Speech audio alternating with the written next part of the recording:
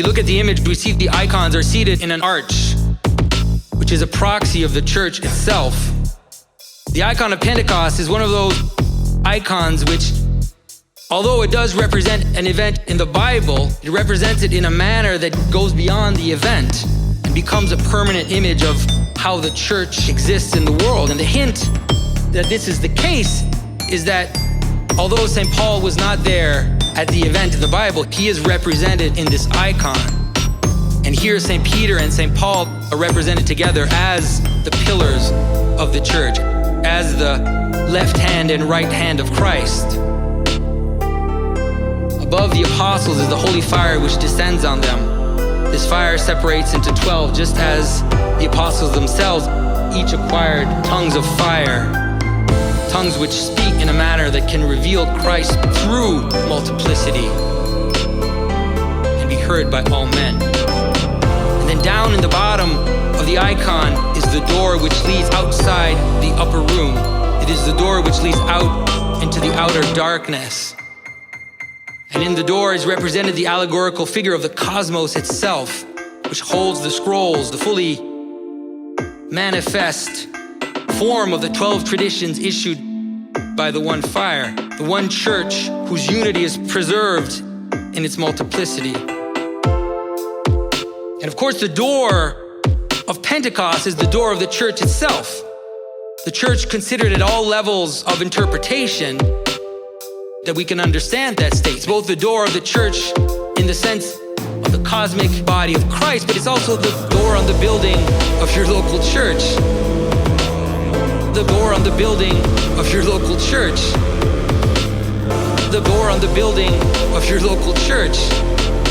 The door which leads out of the nave of the narthex into the chaotic outside.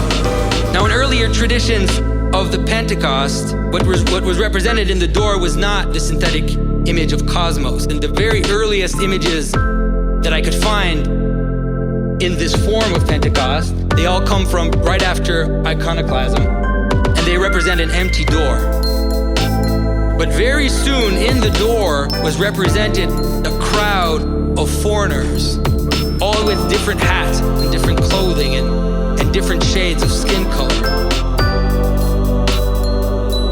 This is one of my favorite versions from a Serbian monastery.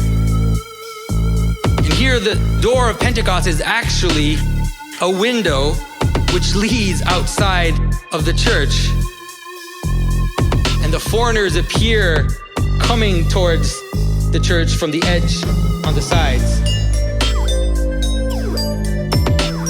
On the sides. On the sides. And the foreigners appear coming towards the church from the edge on the sides. There's a tradition from Armenia which portrays a monster in the door of Pentecost. The monster is either a dog-headed man, a cynocephalus, or else it is truly an unnameable monster, a kind of chaotic being with a dog face growing behind its head. This was the image that I chose as the first slide of my presentation. Now, the first time I saw this image, I came across it in a book, and I was startled beyond belief. I mean, I guess you can imagine.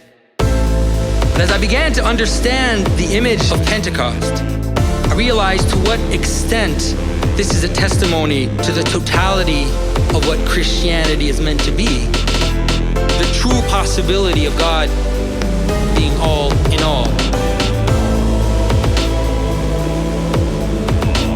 The true possibility of God being all in all.